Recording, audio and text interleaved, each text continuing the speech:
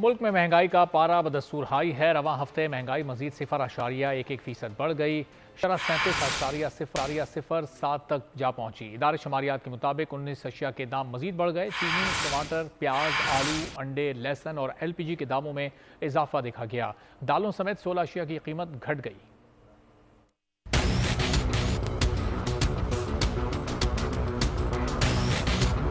महंगाई का बढ़ता वबाल, अवाम का जीना हुआ महाल। मुल्क में गिरानी का पारा बदस्तूर हाई रहा। रवां हफ्ते शरह मजीद 0.11% बढ़ गई। महंगाई की मजमूई शरह 37.07% तक जा पहुंची। इदारा शुमारियात के मुताबिक 19 अशिया के दाम मजीद बढ़ गए। एक हफ्ते में 16 की कीमतों में कमी देखी गई। चीनी की औसतन कीमत में 1 रुपया इजाफा हुआ। टमाटर मजीद 11 रुपए महंगे हो गए।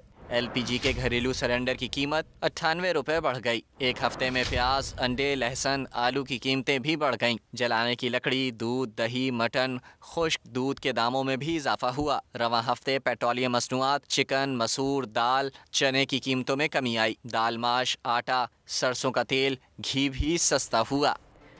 और अभी आपको बताएं कि डॉलर के मुकाबले में रुपए की कदर में इजाफा जारी है। इंटरबैंक में डॉलर 6 माह की